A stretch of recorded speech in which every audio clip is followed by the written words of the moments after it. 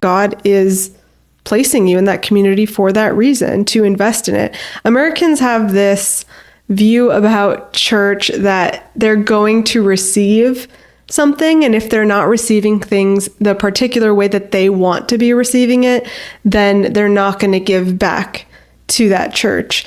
And I kind of wonder what church would look like if people went into them saying, you know what, I know my faith, I'm strong in my faith, I read my Bible, I can see what this church needs, and I'm going to help do something about it.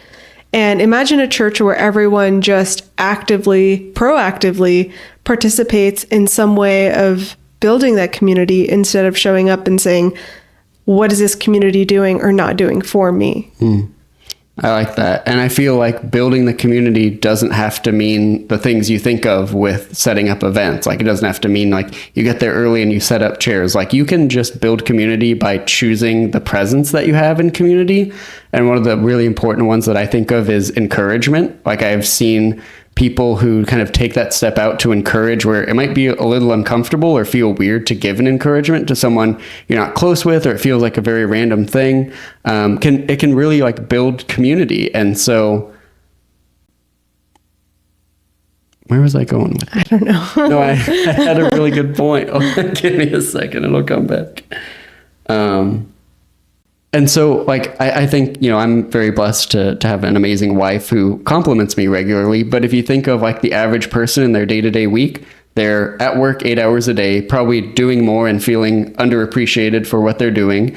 And then they get home and they hang out with friends, and maybe they have things that they enjoy, but there's really no one pouring love in regularly. Like, unless you have that special someone in your life, it can feel really hard to feel appreciated and feel validated. And so it's been amazing to me how just saying like, wow, you're really good at that. Like, I just want to take a minute to say like, the way you do this is really cool. Like, wow, you have such cool insights. Or, I don't know if you realize this, but like, you asking us out to lunch every once in a while, like, this group wouldn't exist without you. Like, you have brought people together in such an amazing way. And I think just bringing people's attention to that makes them feel so appreciated, because they're doing work without being appreciated, without even knowing it. Like, they have these gifts that they're using and they may not even recognize it. And then once they understand not just what a blessing they are to the community, but how important and how central to the community they are, and that it's not just something they participate in, but something that they are like an intricate part of, it really just brings that community to the next level. I think of those people as like the glue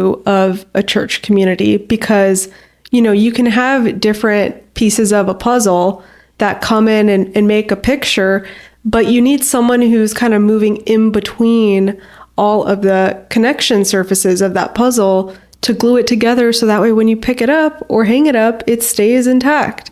Because it doesn't matter if we create this puzzle if we can't keep it together. And not everyone needs to be some like extroverted individual contributor where everyone can see the kind of contributions they make. I think you're right. We need those people who can also encourage. And that is one way of participating, is with your words. And every time you think of something that's positive about a person, someone told me this, a mentor told me this, that you have nothing to lose by just telling that person what you're thinking. Like, you will get bonus points. You'll be on this person's good side if you just tell them like, hey, I thought about you the other day and I realized you're very good at organizing files. And I think that's a great gift, because I don't see other people who do that or who enjoy doing that as much as you do. Right. And I feel like that's one of the biggest things we talk about in church community, is that, we are all the body of Christ, and that someone is the hand and someone is the foot, and there's all these things. But it doesn't just have to be things that you like go outwardly do. It can be like personality traits that are gifts. Like, I know people in our community who, if you're sitting at their table, you're going to like laugh until you hurt at least twice a night. I know exactly who you're talking about. Yeah. And there are people who just like their face lights up when you walk in the room and they're so happy to see you. And like, those little things build community. And so you can really bless people, not just with the things we usually think of as spiritual gifts, like the ability to bring people together or really good planning, but just like who you are, and not pulling yourself in or trying to reserve yourself, but being the fullness of who you are and who God made you. Right. And for me, that's been challenging because it means that there are things you're not as good at. Like, I know I'm not as good at just lighting up and getting so excited when people show up, but I know that I can encourage and I can do those little things. And so if we each bring those things that we can do to the table and also try to push ourselves outside the comfort zone a little bit, it adds up to something that's pretty amazing.